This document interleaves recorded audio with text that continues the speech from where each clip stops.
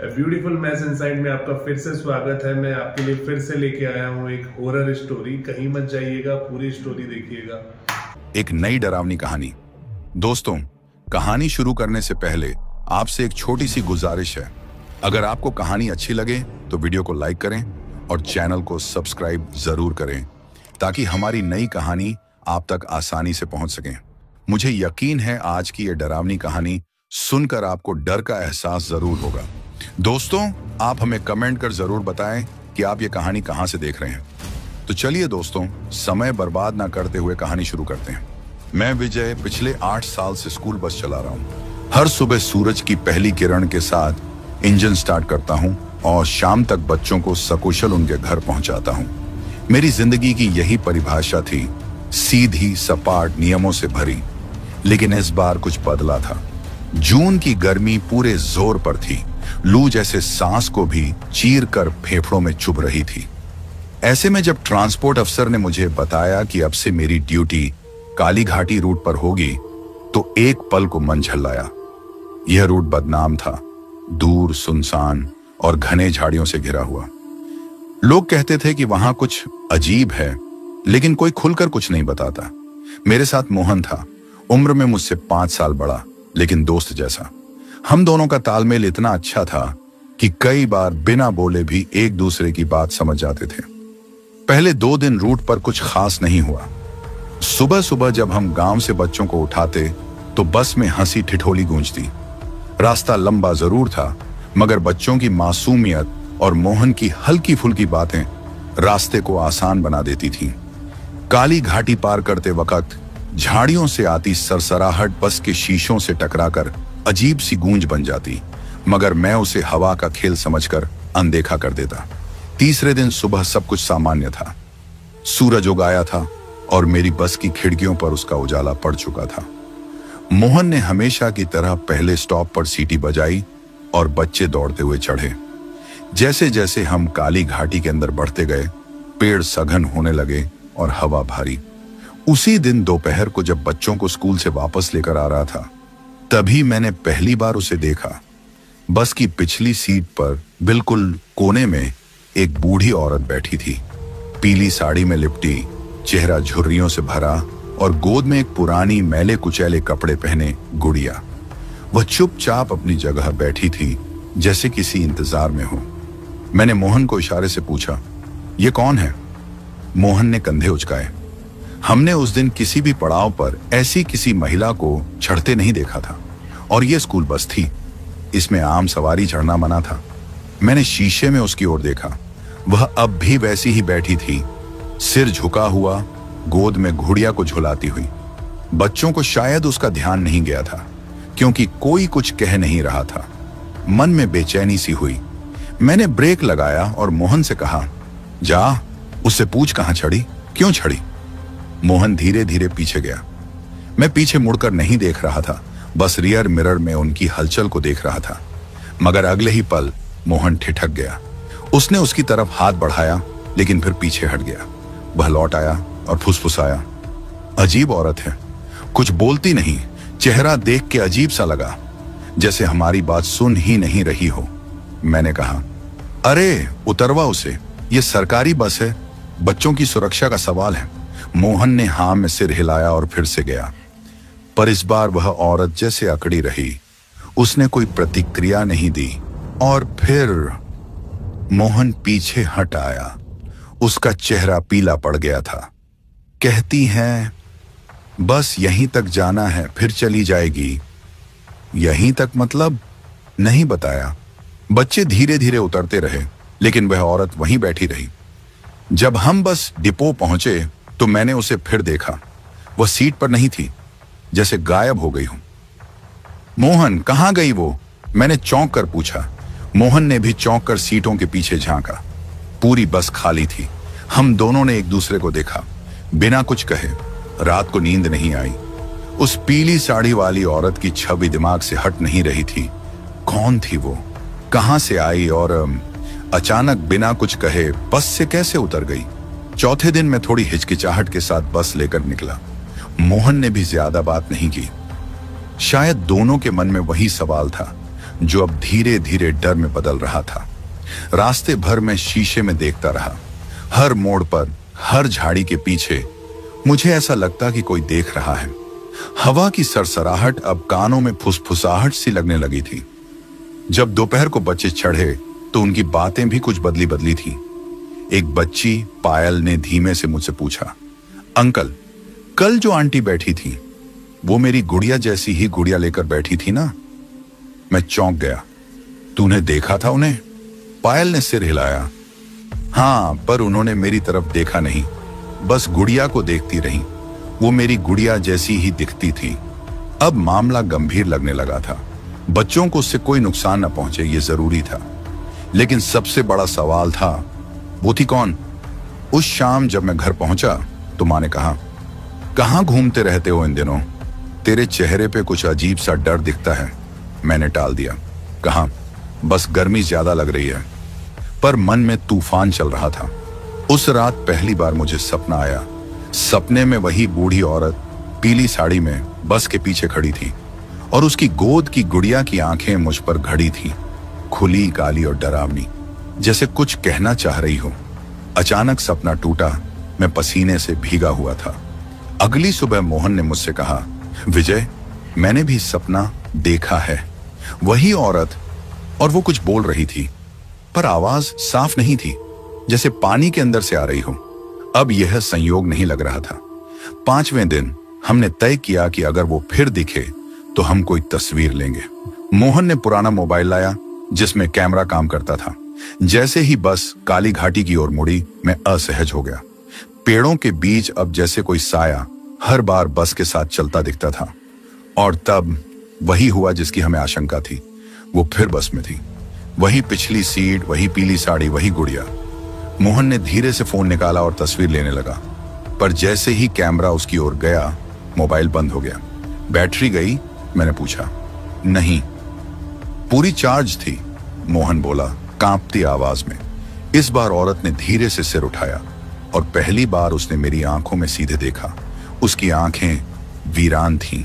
उनमें एक चमक थी, ठंडी, बुझी हुई, जैसे कोई बहुत पुराना दुहक उनमें समाया हो। मैंने बस मोड़ते हुए शीशा हटाया और उसे नजरें चुरा ली। वो अब भी कुछ नहीं बोली। इस बार जब बच्चे उतर गए तो हमने बस की हर सीट चेक की, लेकिन वह कहीं नहीं थी। उस दिन शाम को हम दोनों ने ट्रांसपोर्ट दफ्तर में शिकायत दी, मगर कोई हमारी बात पर विश्वास नहीं कर रहा था। गर्मी का असर है या कोई भटकती सवारी रही होगी, अफसर ने कहा। पर मैं जानता था, और मोहन भी, कि यह मामला अब सामान्य नहीं रहा। रात को मोहन का फोन आया। विजय, मैंने सुना है काली घाटी में कोई पुराना हादसा हुआ था। बहुत साल पहले एक स्कूल बस गिर गई थी खाई में। मैं सन्न रह गया। कहते हैं एक औरत अपनी बेटी को लेने आई थी, लेकिन देर हो गई। उसकी बेटी की लाश नहीं मिली थी, बस गुड़िया मिली थी। मेरे रोंगटे खड़े हो गए। मैं कुछ बोल नहीं पाया। मोहन की आवाज भी कांप रही थी। और वो औरत, उसका भी पता नहीं चला। फोन कट गया। कमरे में एक अजीब सन्नाटा था। बाहर गर्म हवा अब भयानक सन्नाटे में बदल चुकी थी। खिड़की पर कुछ फड़फड़ाया, जैसे कोई छाया वहां से गुजरी हो। मैंने धीमे से आंखें बंद की। अब मैं जान चुका था, काली घाटी का यह रूट सिर्फ एक रास्ता नहीं था। यह किसी अधूरी कहानी की शुरुआत थी, जिसका अंजाम शायद जानलेवा भी हो सकता था। कहते हैं डर अक्सर धीमे धीमे चुपके से हमारी जिंदगी में उतरता है, जैसे रात की परछाइयां दीवारों पर रेंगती हैं, पहले हल्की, फिर गहरी, फिर घुप, अंधेरे में गुम हो जाने वाली। लेकिन मेरे लिए डर ने एक पीली साड़ी में लिपटी बूढ़ी औरत का रूप ले लिया था। पिछले कुछ दिनों से वो औरत रोज बस में सवार होती। कोई नहीं जानता कहां से चढ़ती है और कहां उतरती है। बस का आखिरी कोना अब जैसे उसका स्थायी ठिकाना बन चुका था। वह चुपचाप बैठी रहती, अपनी गोद में एक गुड़िया को झुलाते हुए। कुछ बोलती नहीं, किसी को देखती नहीं, लेकिन फिर भी उसकी मौजूदगी किसी भारी बोझ की तरह महसूस होती थी।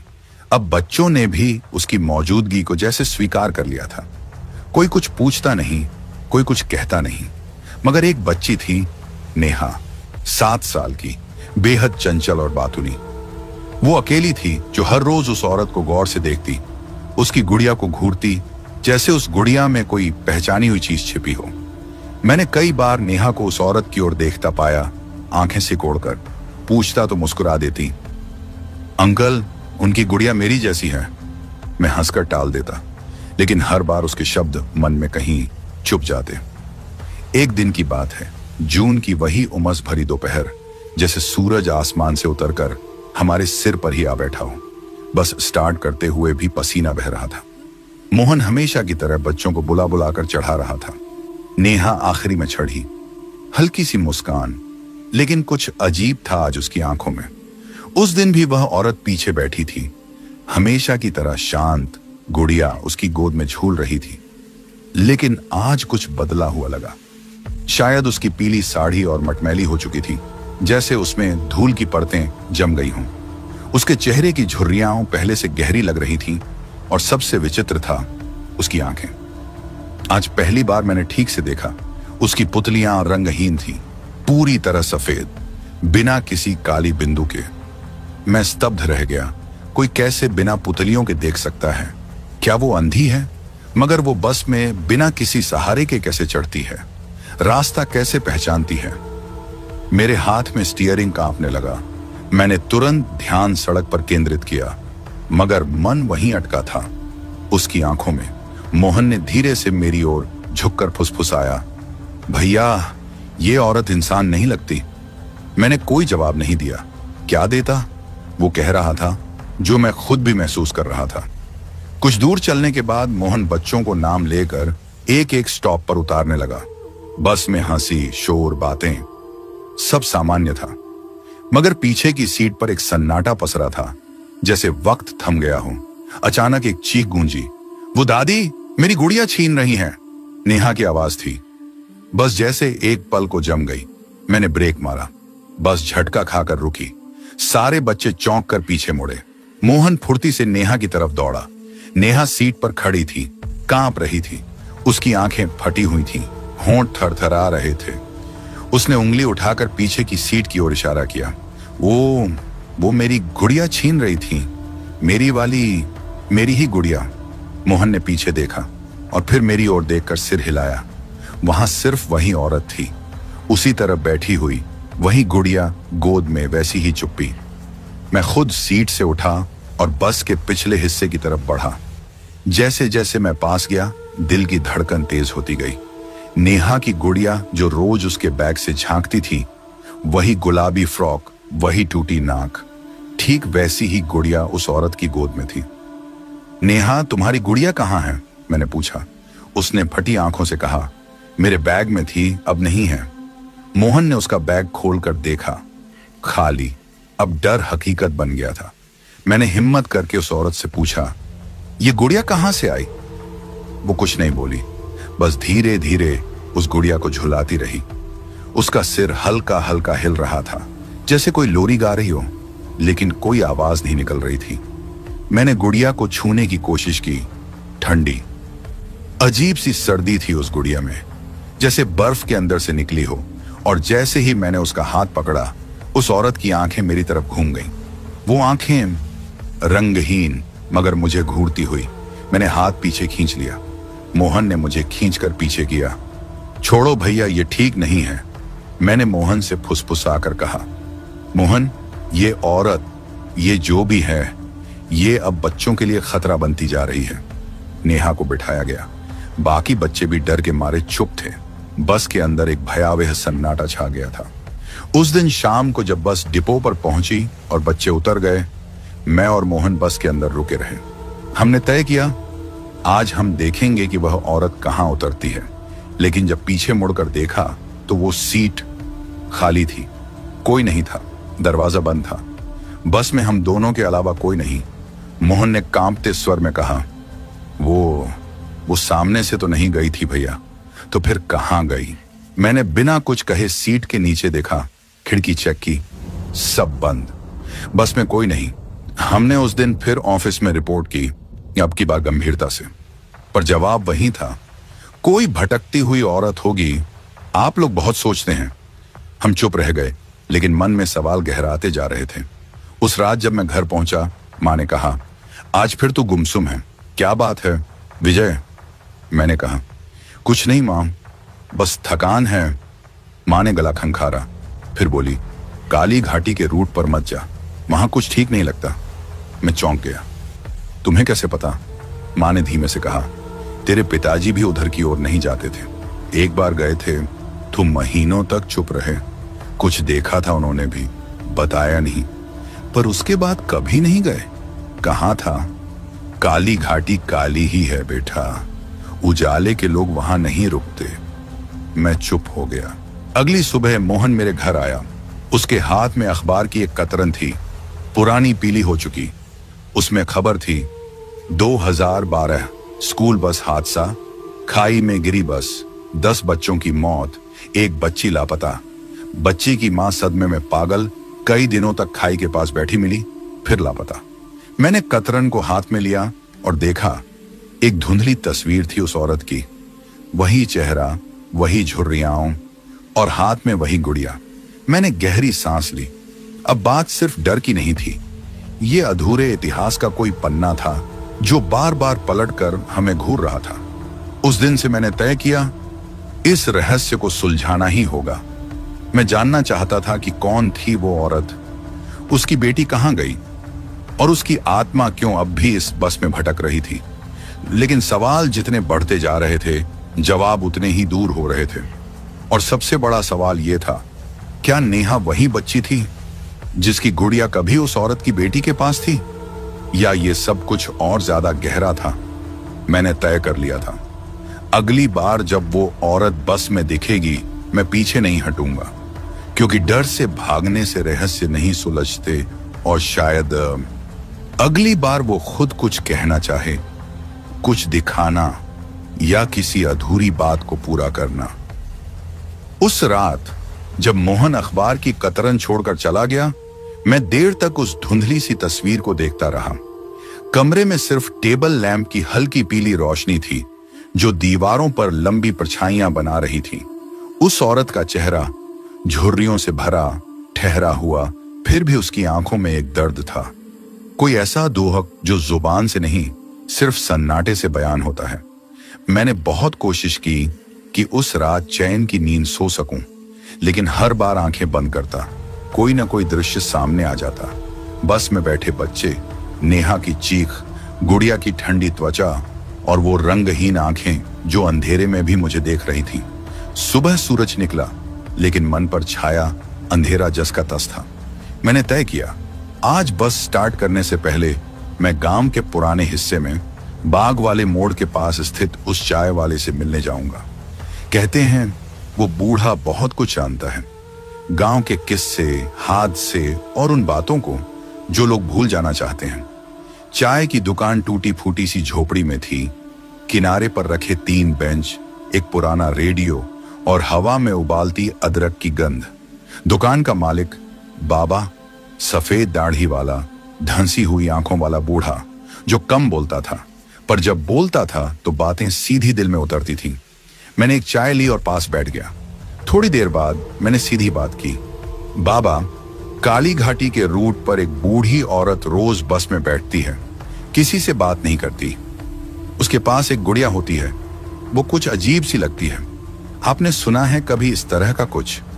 बाबा ने चाय का घूंट लिया, फिर मेरी आंखों में झांक कर कहा, काली घाटी में बच्चों की आत्माएं भटकती हैं, तू उधर जा रहा है विजय। मैंने सिर हिलाया। ड्यूटी लगी है, स्कूल बस चलानी पड़ती है, लेकिन अब मामला साधारण नहीं लगता। बाबा चुप हो गया, जैसे यादों में डूब गया हो। फिर धीरे धीरे उसने कहना शुरू किया, 3 साल पहले स्कूल की एक बस खाई में गिर गई थी, काली घाटी के मोड़ पर। 10 बच्चे थे उस बस में। 9 की लाशें मिली, मगर एक लड़की नहीं मिली। उसका नाम गुड्डी था। लोग कहते हैं उसकी मां पगला गई थी, दिन रात घाटी के किनारे बैठी रहती थी, हाथ में गुड़िया लेकर बेटी का नाम पुकारती रहती थी। एक दिन वो भी गायब हो गई। तब से वहां कई हादसे हुए और हर बार किसी ना किसी बच्चे की लाश उसी पेड़ के नीचे मिलती है, हाथ में कोई ना कोई खिलौना लिए हुए। मैंने कांपते हुए पूछा, और पुलिस, स्कूल? बाबा हंसा नहीं, सिर्फ एक कराह सी निकली। कह दिया गया हादसा, सड़क खराब थी, ड्राइवर लापरवाह था, बस पुरानी थी, बात खत्म। पर जिनकी छाती पर बच्चे मरे वो अब भी कहते हैं वहां कुछ है जो बच्चों को बुलाता है। एक बार जो गया लौट के नहीं आता, या फिर वैसा नहीं रहता जैसा गया था। मुझे लगा जैसे मेरी सांस अटक गई हो। बाबा फिर बोला, तू देखना, हर साल कोई ना कोई हादसा होता है उस रूट पर। औरतों ने अब अपने बच्चों को उस रूट से भेजना बंद कर दिया है। तू नहीं जानता विजय, काली घाटी सिर्फ रास्ता नहीं है, वो जख्म है जो अब भी रिस रहा है। मैं कुछ देर तक चुप रहा, फिर उठते हुए पूछा, बाबा उस बच्ची की मां का नाम पता है? बाबा ने गहरी सांस लेकर कहा, लता देवी स्कूल में सफाई का काम करती थी, गरीब थी पर बेटी को पढ़ाना चाहती थी। लोग कहते हैं हादसे के बाद वो रोज एक ही बात कहती थी, गुड़िया मेरी बेटी के पास थी, अब भी है, मैं उसे लेकर ही लौटूंगी। फिर एक दिन लता और वो गुड़िया दोनों गायब हो गए। मैंने बाबा को धन्यवाद कहा और लौट पड़ा। रास्ते में हवा गर्म थी, लेकिन शरीर में अजीब सी ठंडक महसूस हो रही थी। बस स्टैंड पर पहुंचकर मैंने मोहन को सब बताया। वो पहले तो चुप रहा, फिर बोला, तो वो औरत लता है? मैंने कहा, शायद, पर एक बात अब भी नहीं समझ आई, नेहा की गुड़िया कैसे गायब हुई? क्या वो भी वही गुड़िया थी जो लता के पास थी?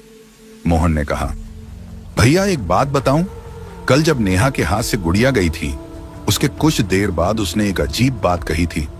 क्या? उसने मुझसे धीरे से कहा था, वो दादी मुझे अपनी बेटी बुला रही थी। मुझे लगा जैसे जमीन कांप गई हो। हमने तय किया आज बस की पीछे की सारी सीटें लॉक कर देंगे ताकि कोई वहां बैठ ना सके। लेकिन जब बस स्टार्ट की और बच्चों को बिठाना शुरू किया, नेहा फिर सबसे आखिर में आई और चुपचाप सबसे पीछे जा बैठी। हम चौंके। नेहा आगे बैठो, मोहन ने कहा। वो बोली नहीं, सिर्फ मुस्कुराई, लेकिन वो मुस्कान अजीब थी, जैसे किसी और के चेहरे पर चढ़ा चेहरा। पीछे की सीट जो हमने लॉक की थी खुली हुई थी। मैंने मोहन की ओर देखा, उसने मेरी ओर। दोनों की आंखों में एक ही सवाल, किसने खोली ये सीट? रास्ते भर मैं रियर व्यू मिरर से नेहा को देखता रहा। वो खिड़की के बाहर देख रही थी, जैसे किसी से बात कर रही हो। होंठ हिल रहे थे मगर आवाज नहीं थी। काली घाटी के पास जैसे ही बस पहुंची, मेरी सांस थमने लगी। मोड़ पर वही पुराना पेड़, वहीं सूखी झाड़ियां, वहीं वीरानी। और जैसे ही हमने मोड़ काटा, नेहा अचानक जोर से बोली, बस यहीं रोकिए अंकल, दादी यहीं रहती हैं। मैंने ब्रेक मारा। मोहन डर के मारे उठ खड़ा हुआ। क्या बकवास कर रही है नेहा? वो चिल्लाया। नेहा अब सीट पर नहीं थी। मैंने पीछे देखा, खाली। मोहन दौड़कर पीछे गया। नेहा कहीं नहीं थी। दरवाजा बंद था। खिड़की से उतरने का सवाल ही नहीं था। मैंने बस से उतरकर चारों तरफ देखा।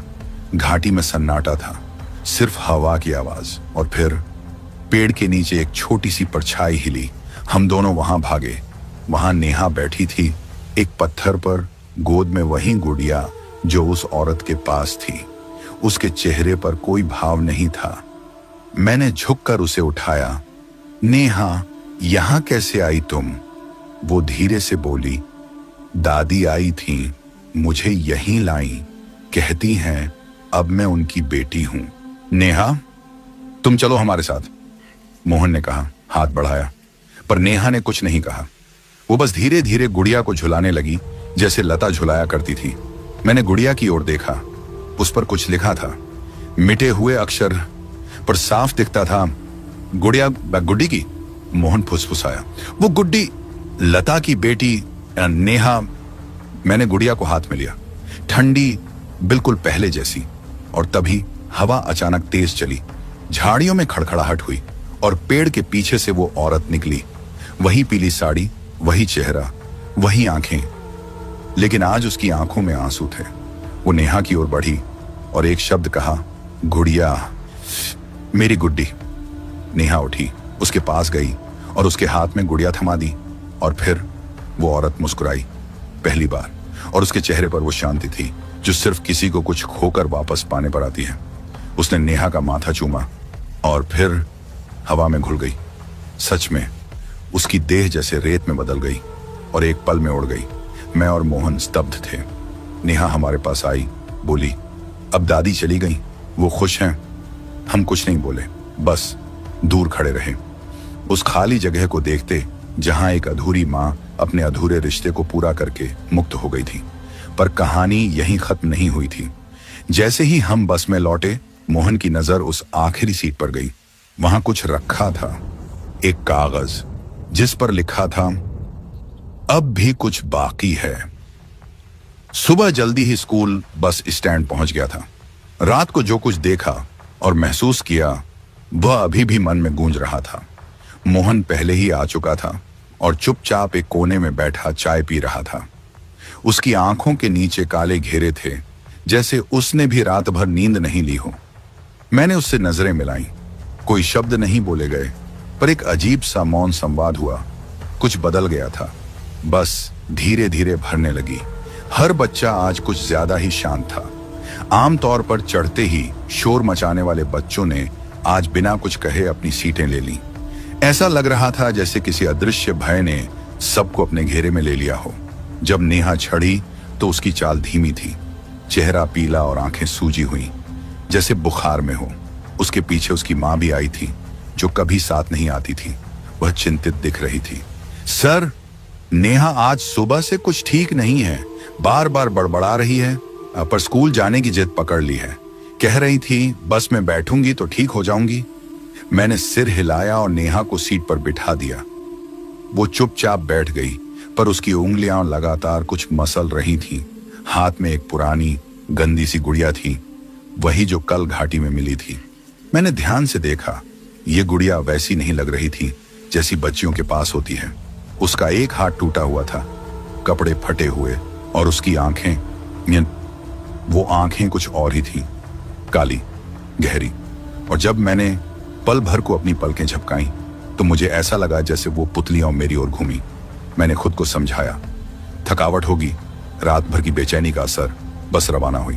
रास्ते भर मोहन चुप था, बच्चे चुप थे, और नेहा, वो कभी खिड़की के बाहर देखती, कभी अपनी गुड़िया को झुलाती।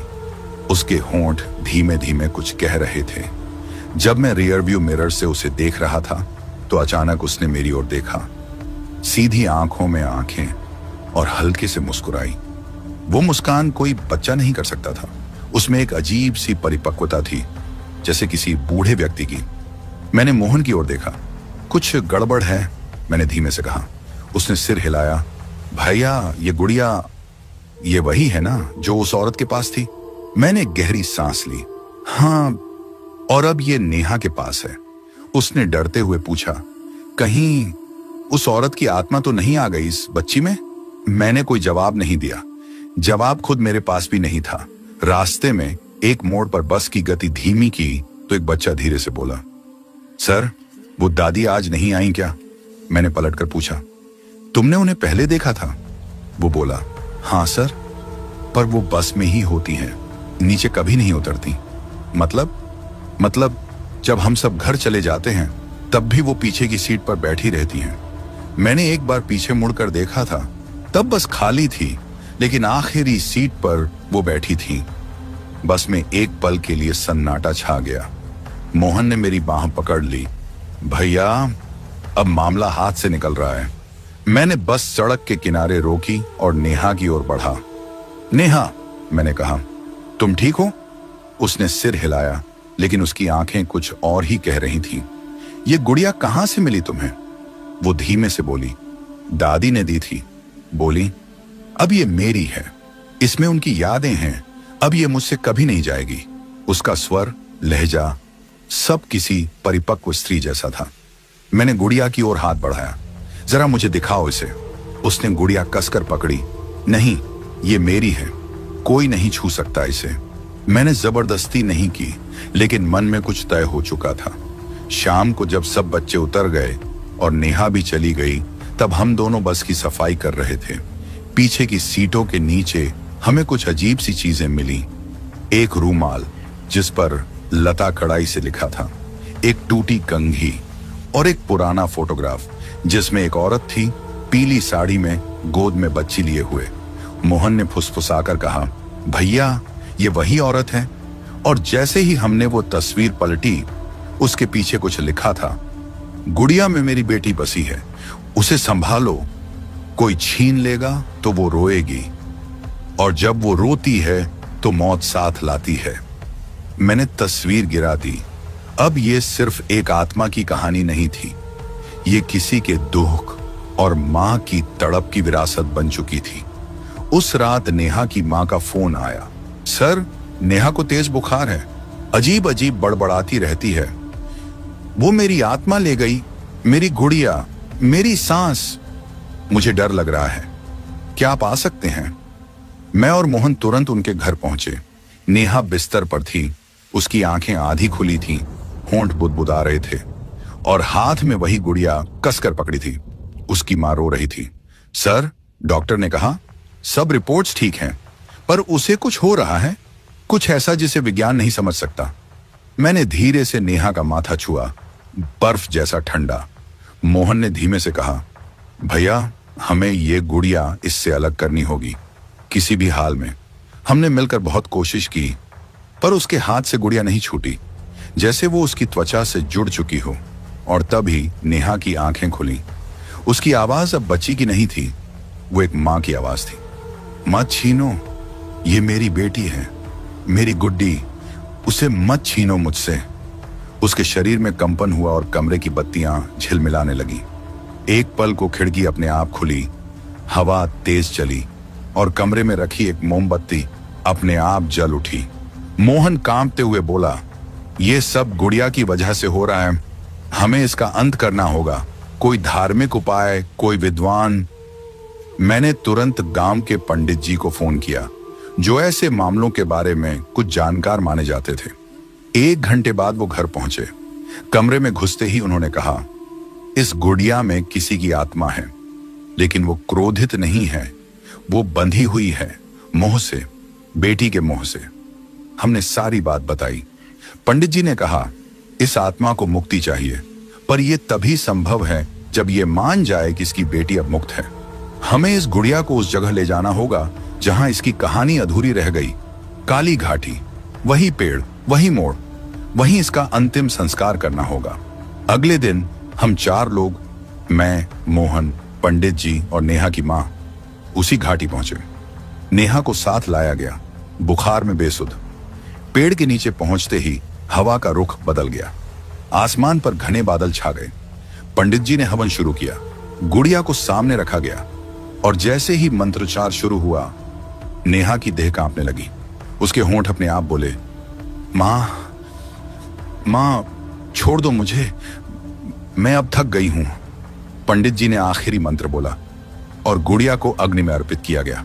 अचानक नेहा शांत हो गई, उसकी सांसें सामान्य हुई, हवा थम गई और पेड़ की सबसे ऊंची शाखा से एक चिड़िया उड़ती हुई निकली, नीले रंग की, शांत जैसे आत्मा को आसमान मिला हो।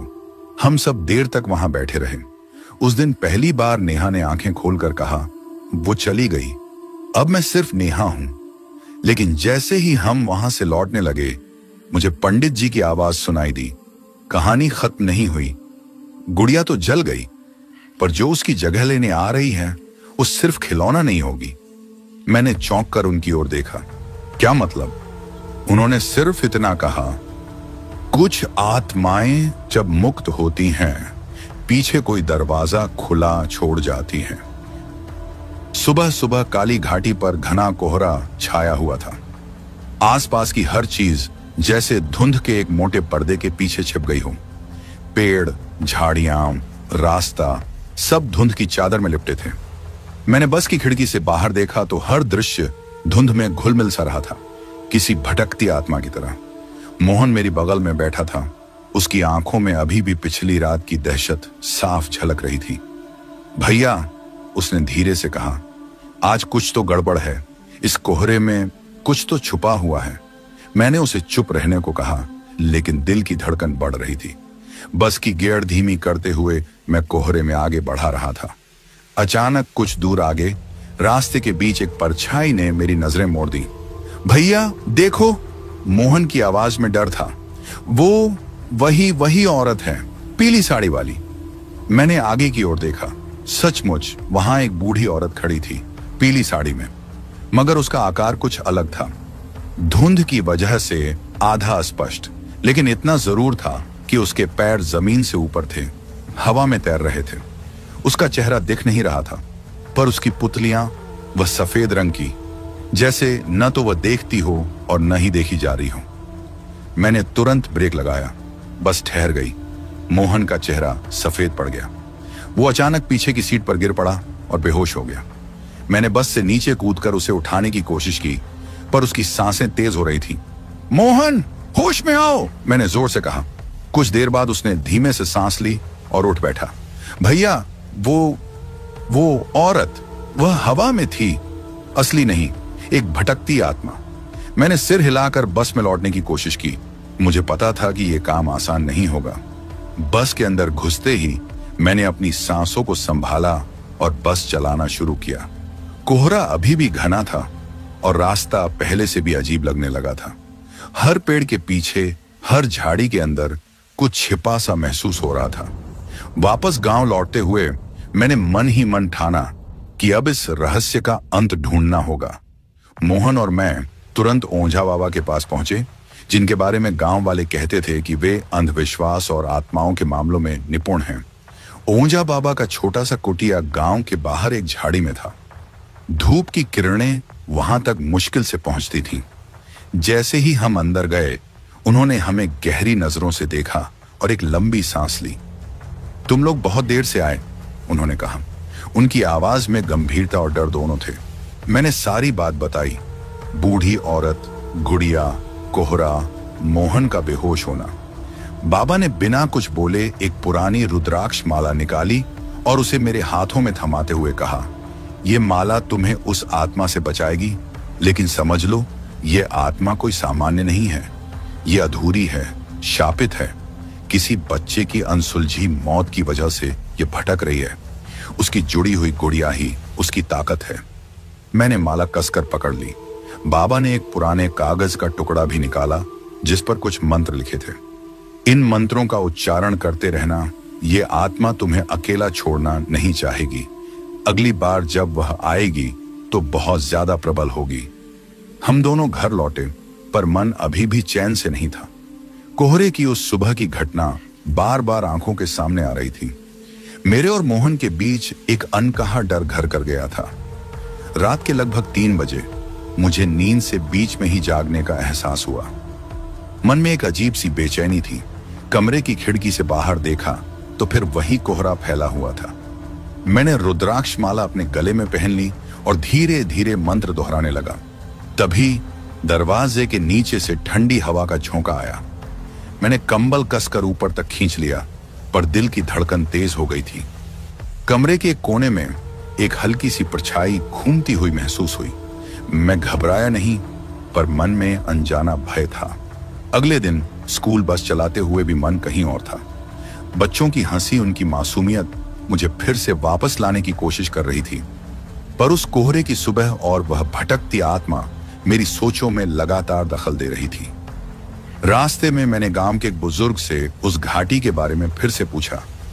उसने बहुत धीरे से कहा, वो घाटी नहीं, एक तरह की कब्र है। कई सालों पहले वहां एक बच्ची की मौत हुई थी। उसकी आत्मा ने कभी चैन नहीं पाया। वो अब तक भटक रही है और जो भी गुड़िया लेकर जाता है, उसकी कहानी अधूरी छोड़ जाती है।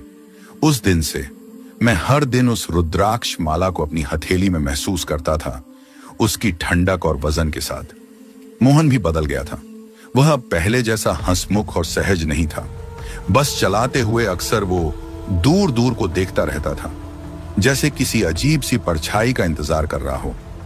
हर रात कोहरे की आवाजें, पेड़ों की सरसराहट और उस पीली साड़ी वाली बूढ़ी औरत की चमकती हुई पुतलियां मेरे सपनों में आती थी। मैं समझ चुका था कि काली घाटी का सच मेरे सामने था और यह सच मेरी हिम्मत से कहीं बड़ा था। लेकिन अब पीछे हटना नामुमकिन था।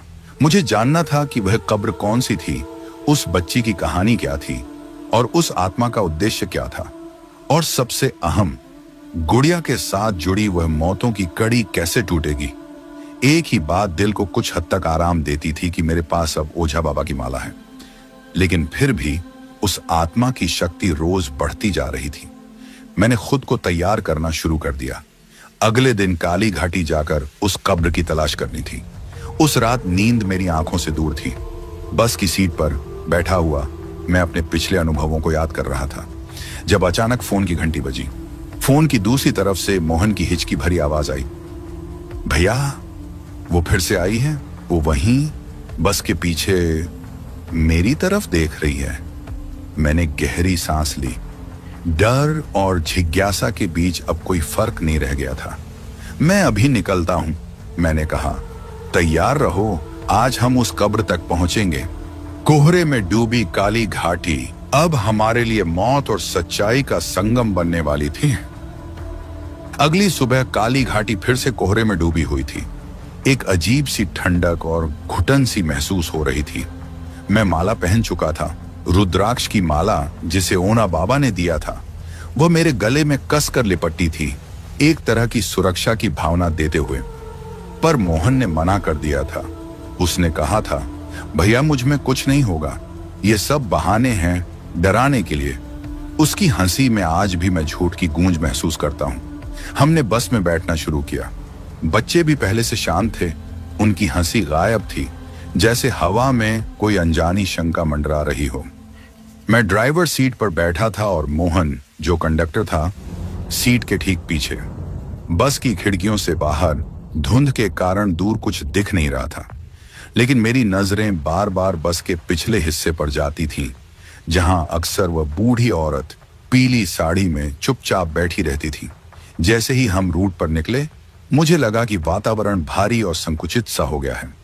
बच्चों ने भी अपने मन में एक अनजाना डर समेट रखा था। मैंने कोशिश की कि उनकी हिम्मत बढ़ाऊं, लेकिन खुद को समझाना आसान था, पर महसूस करना नहीं। हवा में कोई ऐसी चीज थी जो हमें घेरे हुए थी।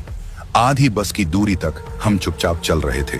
तभी अचानक मोहन की आवाज फूटी, भैया मेरी उंगलियां आम देखो, वे जम रही हैं।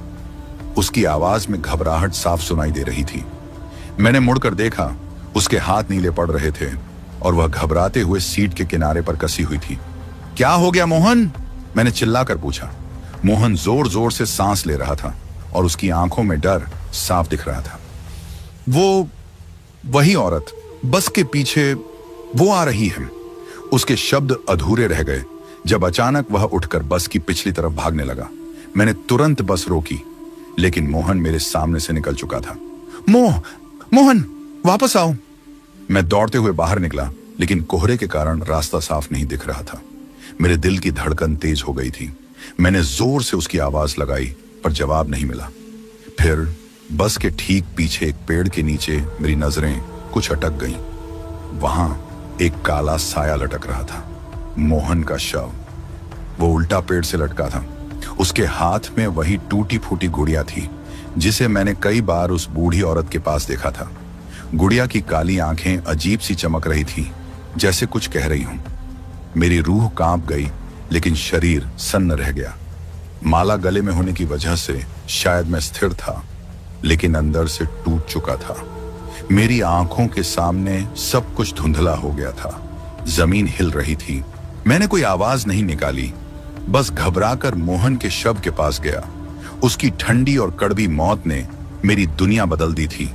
मुझे समझ नहीं आ रहा था कि कैसे यह सब हुआ और क्या मैं भी अगले निशाने पर हूं। बच्चे बस के अंदर चुपचाप बैठे थे। उनके चेहरे पर डर की परतें गहरी हो रही थी। नेहा, वो छोटी बच्ची जो गुड़िया के बारे में सबसे ज्यादा डरती थी, आंखों में आंसू ली मेरे पास आई। सर, मोहन अंकल, वो मेरी गुड़िया ले गए, उसने हिचकते हुए कहा। मैंने उसे थपथपाया, पर मन भारी था। बस की हवा में एक सूनापन था, जैसे मोहन की मौत ने सब कुछ खामोश कर दिया हो। मुझे पता था कि अब यह सिर्फ डर की बात नहीं रही। यह आत्मा असली थी और उसकी शक्ति बढ़ती जा रही थी। और वह गुड़िया, उस आत्मा का केंद्र, जो किसी को भी अपना शिकार बना सकती थी। मैंने अपने मन में ठाना कि अब और कोई खेल नहीं चलेगा। मैं इस आत्मा का सामना करूंगा, चाहे कुछ भी हो जाए। लेकिन एक सवाल मेरे मन में बार बार कौंध रहा था। आखिर यह आत्मा क्यों बच्चों को मार रही थी? क्या यह कोई पुरानी कहानी है? और मोहन की मौत ने मुझे एक गहरे सागर में धकेल दिया था, जहां से बाहर आना मुश्किल था। मुझे और मोहन को बस ड्राइविंग के दौरान जो कुछ भी दिखा, महसूस हुआ, उसकी परतें खुलने वाली थीं। काली घाटी की वो धुंधली परछाई जिसकी आंखें कभी चमकती थीं, अब मेरी जिंदगी का हिस्सा बन चुकी थी। मैंने मोहन की मौत के बाद बस की चाबी किसी और को दे दी। अब मैं अकेला उस रूट पर जाने को तैयार नहीं था, लेकिन यह रहस्य मेरे पीछे पीछे आता रहा। रात के अंधेरे में जब सब सो रहे थे, मैं अपने कमरे में बैठकर रुद्राक्ष की माला को बार बार हाथ में घुमाता रहा। मन में सवालों का तूफान था। मोहन की मौत केवल शुरुआत थी, यह तो बस काली घाटी का सच उजागर करने की पहली सीढ़ी थी। मुझे अब उस बूढ़ी औरत की असलियत पता लगानी थी, उस कब्र की तलाश करनी थी और यह समझना था कि गुड़िया का क्या रहस्य है। लेकिन सबसे खतरनाक बात यह थी कि अब आत्मा मुझे भी निशाना बना रही थी। मुझे पता था जल्द ही वह फिर आएगी और अगली बार वह मुझसे कुछ भी छीन सकती थी, मेरी जान, मेरी आत्मा या शायद मेरी सच्चाई। उस दिन की सुबह काली घाटी पर एक अजीब सी नीरसता छाई हुई थी। धुंध कुछ कम थी, हवा में भी कुछ ठहराव सा था। दिल तो मानने को तैयार नहीं था, फिर भी मैंने स्कूल प्रशासन को अपनी बात कह दी थी। रूट बदलने की सिफारिश की थी, पर वे अनिच्छुक थे। विजय, यह फैसला तुम्हारा नहीं, तुम्हें बस चलानी ही होगी, उन्होंने सख्ती से कह दिया। उनकी आवाज में शायद दबाव था या फिर कुछ छुपा हुआ डर। मुझे लगा वे जानते थे कि इस रूट पर खतरा है, लेकिन वो भी कोई कारण नहीं बता रहे थे। उस डर को मैं अपने अंदर दबाए रखा, क्योंकि अब मेरी जिम्मेदारी बढ़ चुकी थी। मोहन की मौत के बाद मेरी हिम्मत भी टूट रही थी, लेकिन मैं बच्चों के लिए मजबूर था। उस दिन बस में सिर्फ 3 बच्चे सवार थे। नेहा, जो अब भी अपने टूटे हुए खिलौने और डर के साथ जी रही थी, और 2 और बच्चे जो चुपचाप अपनी सीटों पर बैठे थे। औरत उस दिन बस में नहीं दिखी। उस खाली सीट पर बैठने वाली उसकी उपस्थिति अचानक गायब हो गई थी, लेकिन मन के किसी कोने में एक अजीब सी बेचैनी मौजूद थी, जैसे कोई खतरा अभी भी मेरे साथ है। मैंने बस की चाबी घुमाई, इंजन स्टार्ट किया और काली घाटी की ओर बढ़ा। रास्ता पहले से ज्यादा सुनसान लग रहा था। पेड़, झाड़ियां और ठंडी हवा, सब कुछ मानो मेरी हर सांस में डर घोल रहा था। जब बस घाटी के बीच पहुंची, तभी अचानक इंजन गड़बड़ा गया और बंद हो गया। मैं तुरंत ब्रेक पर पैर रखा, बस धीरे धीरे रुक गई। गहरे सन्नाटे में बस का इंजन बंद होना किसी संकेत जैसा था, जो चेतावनी दे रहा था कि आगे कुछ है जो हमारे लिए मुसीबत लेकर आ रहा है। मैंने बस के बाहर झांक कर देखा। धुंध के बीच बस के सामने एक गेट पर एक हलचल हुई। मेरी नजरें उस ओर टिक गईं और वहां खड़ी थी वही पीली साड़ी में बुजुर्ग औरत जो हर रोज मेरे ख्वाबों को सच में देखने लगती थी। उसका चेहरा धुंधला था, लेकिन उसकी आंखें, वही रंगहीन मरे हुए सफेद पुतलियां, सीधे मेरे गले की माला पर टिकी थी। उसकी नजरें इतनी तेज और घातक थीं कि मेरे रूह तक कंपाने लगी। मैंने जैसे ही उसकी आंखों को अपनी माला पर देखा, उसकी आवाज में कोई बयानी चीख निकली। वह चीख बस के अंदर फैल गई। अचानक बस की सारी खिड़कियां टूट गईं, कांच के टुकड़े हवा में उड़ने लगे। बच्चे डर के मारे चीखने लगे, लेकिन कुछ समझ नहीं पा रहे थे। नेहा तो बेहिसाब डर गई थी। उसकी आंखों से आंसू बह रहे थे और वह मेरी तरफ छिपने की कोशिश कर रही थी। मैंने तुरंत माला उतार ली और उसी ओर फेंक दी। माला हवा में घूमती हुई उस औरत के पास जाकर गिरी और एकाएक जल उठी, जैसे कोई अग्नि सर्प हो। उसकी चमक ने उस औरत को झकझोर दिया और वह पीछे हट गई, लेकिन उसके साथ कुछ और भी चल रहा था।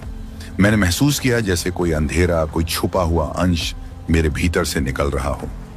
एक हिस्से की आत्मा मुझसे दूर जा रही हो। मुझे अचानक इतना कमजोरी महसूस हुई कि मैं बैठ गया। बच्चों की चीखें अब धीमी पड़ रही थीं, लेकिन मेरे दिल में जो खालीपन और डर पैदा हुआ था, वह मुझसे बहुत गहरा था। बस के अंदर सन्नाटा छा गया। बच्चे अभी भी घबराए हुए थे।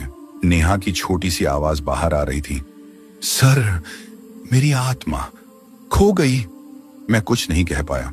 बस की छत से एक बूढ़ी हवा की आवाज आई, जो मेरे कानों में गूंजती रही, तुमने मेरा हिस्सा जला दिया, अब मैं तुम्हारा हिस्सा लूंगी। मुझे लगा जैसे कोई मुझे अंदर से पकड़कर खींच रहा हो। सांस फूल रही थी, शरीर कमजोर पड़ रहा था। उस क्षण मुझे समझ आया कि यह लड़ाई खत्म नहीं हुई थी, बल्कि बस शुरू हुई थी। मैंने बस स्टार्ट करने की कोशिश की, पर इंजन ज्यों का त्यों था। माला की ज्वाला के बाद बस के इंजन में अजीब सी ठंडक घुल गई थी। सब कुछ रुक चुका था और मैं फंसा हुआ था उस काली घाटी की बीचों बीच, उस आत्मा की पकड़ में। मैंने बच्चों को शांत किया, उनकी हिम्मत बढ़ाने की कोशिश की, लेकिन मन ही मन में जानता था कि अब हम सब खतरे में थे। वह औरत, वह आत्मा अब पूरी तरह मेरे पीछे आ गई थी। मेरी जान, मेरी आत्मा, मेरा अतीत, सब कुछ उसके कब्जे में था। बाहर काली घाटी के पेड़ धीरे धीरे झूम रहे थे, मानो वे भी उस भयावह चीख को सुन रहे हों। कोहरा फिर से घना हो गया था और मैं बस की सीट पर बैठा घबराए हुए बच्चों को देखकर सोच रहा था कि यह आखिरी सवारी क्यों थी।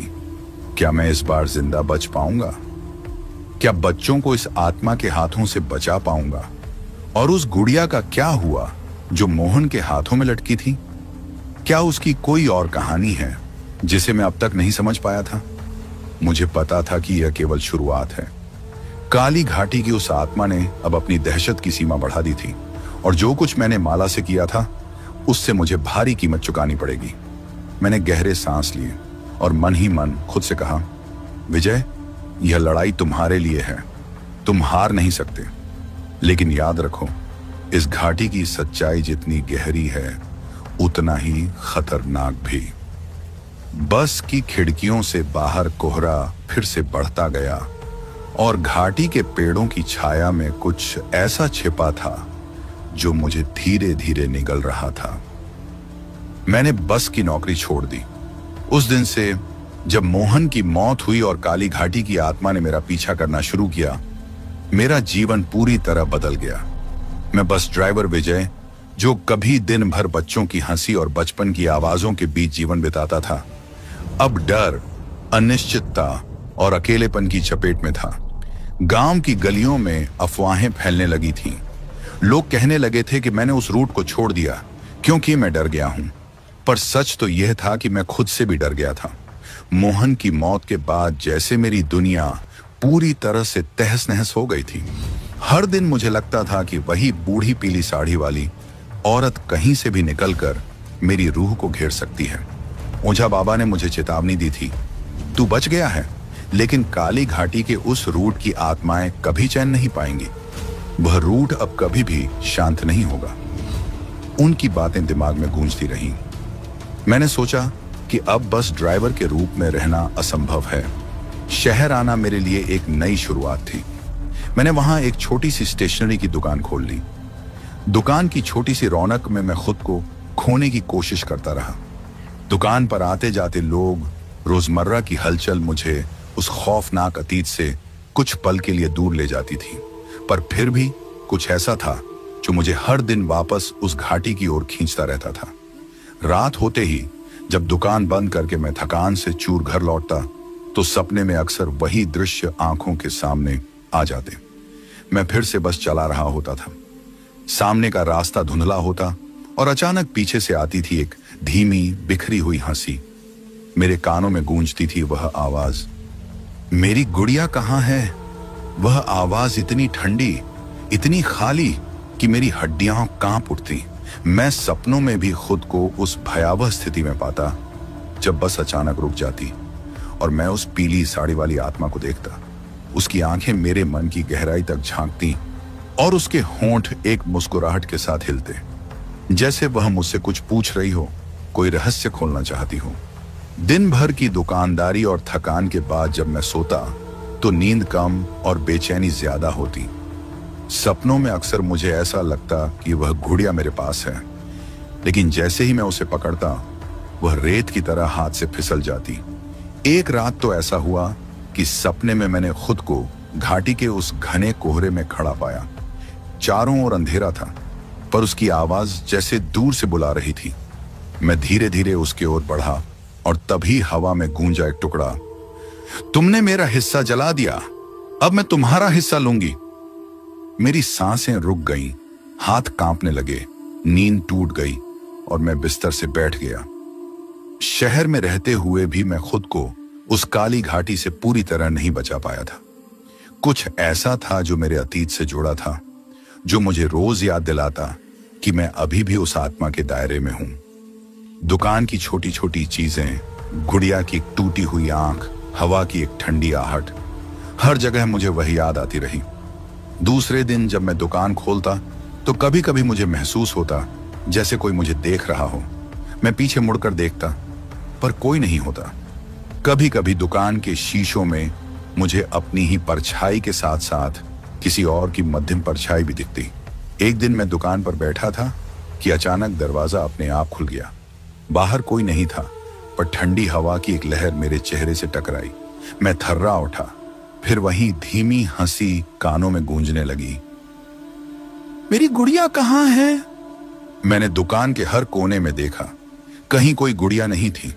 फिर भी वह आवाज मेरे दिमाग में गूंजती रही। शहर की हलचल में भी मैं अकेला महसूस करता था। घर के अंदर भी अजीब सी खामोशी थी। कुछ लोग मुझे पागल समझने लगे थे, क्योंकि मैं अक्सर बिना वजह ही डर जाता था, अचानक आवाजें सुन लेता था। पर मैं जानता था कि यह सब मन की उपज नहीं थी, वह आत्मा सचमुच मेरे पीछे थी। दिनों के बीतने के साथ मैं और भी ज्यादा गिरता गया। कभी कभी मेरे सामने अचानक अंधेरा छा जाता, ऐसा लगता जैसे कोई मेरी रूह को खींच रहा हो। मैं अपने आप से लड़ता रहा, उस अंधेरे से बचने की कोशिश करता रहा, लेकिन वह मुझसे दूर होने को तैयार नहीं थी। एक दिन दुकान बंद करके जब मैं घर जा रहा था तो रास्ते में अचानक कोई मेरे कंधे पर हल्का सा हाथ रखा। मैं घबरा गया और पलटा।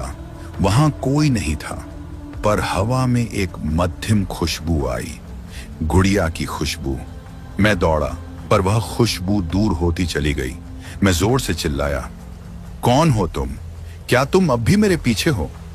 कोई जवाब नहीं आया, बस वह हंसी फिर से मेरे कानों में गूंजने लगी।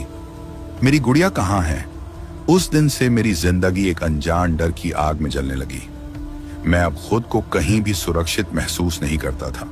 हर छाया, हर आवाज मेरे मन को घेरने लगी।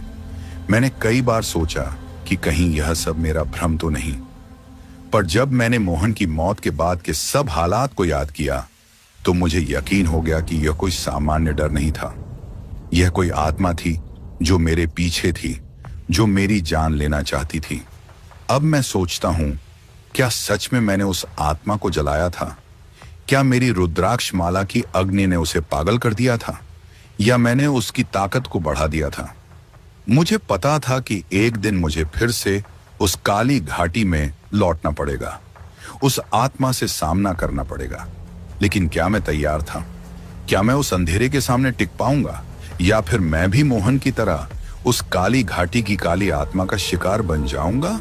मैं इस सवाल का जवाब ढूंढते हुए अभी भी बेचैनी के साथ जी रहा हूं। और वह हंसी, वह आवाज कभी मेरे सपनों में आती है तो कभी जब मैं अकेला होता हूं। मेरी गुड़िया कहाँ है? मेरी दुकान पर एक दिन अचानक एक लड़की आई। गर्मी की उस दोपहर की हल्की धूप के बीच जब मैं अपनी छोटी सी स्टेशनरी की दुकान में बैठे आराम कर रहा था, तभी दरवाजा धीरे धीरे खुला और एक नन्ही सी लड़की अंदर आई।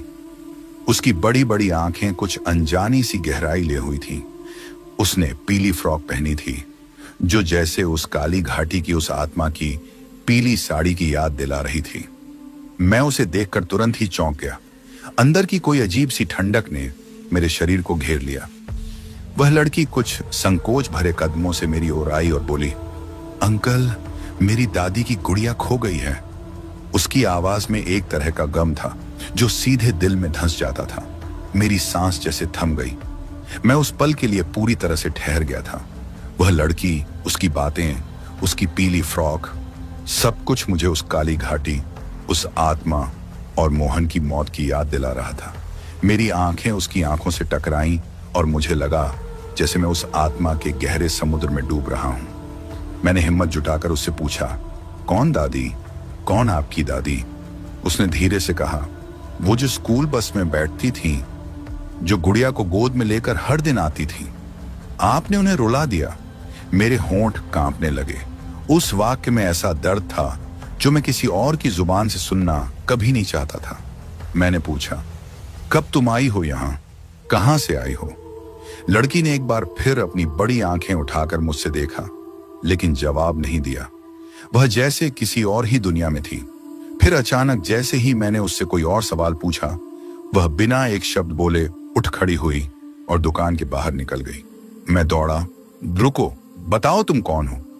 लेकिन वह लड़की गायब हो चुकी थी, जैसे हवा में घुल गई हो। मेरे दिल की धड़कन बढ़ गई थी, मुंह सूखा हुआ था और शरीर में सिहरन दौड़ गई थी। मैं समझ चुका था कि यह कहानी अभी खत्म नहीं हुई। जिस आत्मा को मैंने अपनी रुद्राक्ष माला और आग के बीच परास्त किया था, वह अभी भी यहां थी। वह आत्मा किसी रूप में वापस आ रही थी। मैंने खिड़की से बाहर देखा। सड़क सुनसान थी, लेकिन फिर भी कुछ ऐसा था जो मुझे लगातार देख रहा था, महसूस कर रहा था। वापस दुकान में बैठते हुए मेरे दिमाग में कई सवाल उमड़ने लगे।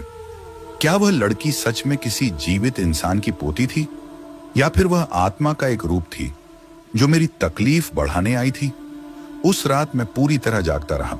दुकान के हर कोने में अजीब सी आवाजें आ रही थीं। कहीं से धीमी हंसी, कहीं से पत्तियों की खड़खड़ाहट। मैं अपना सिर पकड़कर बैठा था, लेकिन अंदर की बेचैनी बढ़ती ही जा रही थी। कुछ देर बाद मुझे सपनों में फिर वही दृश्य दिखा। काली घाटी की घनी धुंध, बस के अंदर वह पीली साड़ी वाली आत्मा और उसकी अधूरी आंखें जो मेरे गले में पहनी माला पर अटक गई थी।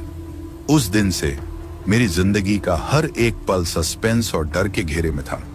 मैं समझ गया था कि आत्माएं खत्म नहीं होती, वे बस बदलती हैं, एक रूप से दूसरे रूप में आती हैं।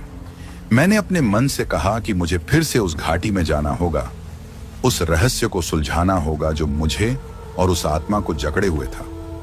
लेकिन डर के साथ एक उम्मीद भी थी कि कहीं ना कहीं मैं इस अंधेरे से बाहर निकल सकता हूं। अगले दिन मैंने गांव के कुछ पुराने लोगों से मुलाकात की। मैंने उन्हें उस लड़की के बारे में बताया। किसी ने उसे देखा नहीं था। कुछ ने कहा शायद तुम्हारे ख्वाबों का हिस्सा थी, पर मैं जानता था कि यह सपना नहीं था। काली घाटी की आत्मा ने फिर से मुझे पकड़ लिया था। मेरे भीतर एक लड़ाई चल रही थी, मन का, आत्मा का और उस काली घाटी का। क्या मैं उस आत्मा को कभी पूरी तरह से मिटा पाऊंगा? क्या उस पीली साड़ी वाली आत्मा की गुड़िया को खोज पाऊंगा, या फिर यह कहानी यहीं खत्म नहीं होगी? सांझ होते ही दुकान बंद करते हुए मैं फिर से वही ठंडी हवा महसूस करता हूं जो मेरी गर्दन के पीछे सरसराती है, और कहीं से फिर वह धीमी परंतु भयानक हंसी गूंजती है। मेरी गुड़िया कहां है? मैंने खुद से वादा किया था, अगली बार जब वह आएगी मैं उससे सामना करूंगा। लेकिन क्या मैं उस भयावह आखिरी मुलाकात के लिए तैयार हूं? वह दिन मेरी जिंदगी का सबसे अजीब और डरावना दिन था। दुकान पर बैठे बैठे मेरी आंखें बार बार उस दरवाजे की ओर जाती थीं जहां से वह लड़का अचानक आया था। उस लड़के का नाम रमेश था और वह नया बस ड्राइवर था जिसे अभी हाल ही में काली घाटी के रूट पर लगाया गया था। उसका चेहरा कुछ ज्यादा ही पीला, थका हुआ और परेशान लग रहा था। उसके कदम धीमे थे, जैसे कोई भारी बोझ उठाए चला आ रहा हो। सर, क्या मैं आपसे बात कर सकता हूं? उसने मेरी आवाज सुनकर हकलाते हुए पूछा। मैं उसकी बात सुनने को तैयार था, लेकिन मेरे मन में एक अजीब डर भी घर कर गया था। मैंने उसे अंदर आने को कहा। वह धीरे धीरे अंदर आया, चाय का प्याला हाथ में लेकर बैठ गया। उसकी सांसें तेज थीं और उसके हाथ कांप रहे थे। मैं देख सकता था कि वह किसी बड़े खौफ में डूबा हुआ था। सर, उसने धीरे से कहा, मैं उस रूट पर काम कर रहा हूं, काली घाटी के रास्ते। मैं अकेला नहीं हूं। वहां बस में आखिरी सीट पर एक औरत दिखती है, पीली साड़ी में, अपनी गोद में एक गुड़िया लिए। वह मुझसे पूछती है, विजय कहाँ है? उस शब्दों ने जैसे मेरे अंदर छिपे हुए डर को एक बार फिर जोर से जगा दिया। मैं चुप था, कोई जवाब नहीं दे पाया। मेरे मन में कई सवाल उठ रहे थे। क्या वह वही आत्मा थी? क्या उसने सचमुच मुझे खोजा था? और क्या मैं कभी इससे बच पाऊंगा? मुझे लगता है सर, आपसे मिलने के बाद ही मुझे समझ आया कि यह कहानी खत्म नहीं हुई। ये आत्मा अभी भी जिंदा है, वो अभी भी यहां है और वो अब मुझसे पूछती है, विजय कहां है, जैसे मैं उसका अगला निशाना हूं। मेरे होंठों पर थरथराहट हुई। मैं अपने पुराने दिनों की यादों में खो गया, उन डरावनी रातों में जब मोहन मेरे साथ था और जब मैं पहली बार उस औरत को बस में देख पाया था। उन सभी डरावने अनुभवों की स्मृतियां मेरी रूह में घुस रही थी। रमेश ने मेरी तरफ देखा, उसकी आंखों में गहरा भय था। सर, मैं चाहता हूं कि आप मुझे बताएं कि इस सब से कैसे निपटूं। क्या ये आत्मा कभी मुझसे पीछा छोड़ेगी? मैं उसकी बात सुनकर खुद को याद दिलाने लगा कि मैं कितनी बार खुद इस आत्मा से लड़ चुका हूं, लेकिन मैं जानता था कि ये लड़ाई कभी खत्म नहीं होगी।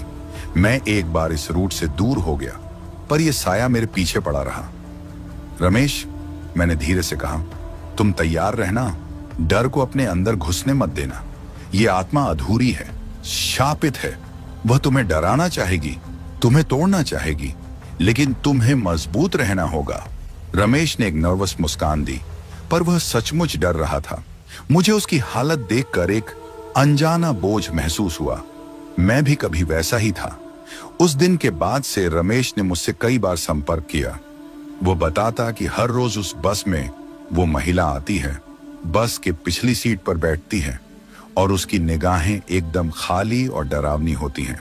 कभी कभी वो उसकी गुड़िया को हिलाती है तो कभी पूरी बस में एक ठंडी हवा चल जाती है।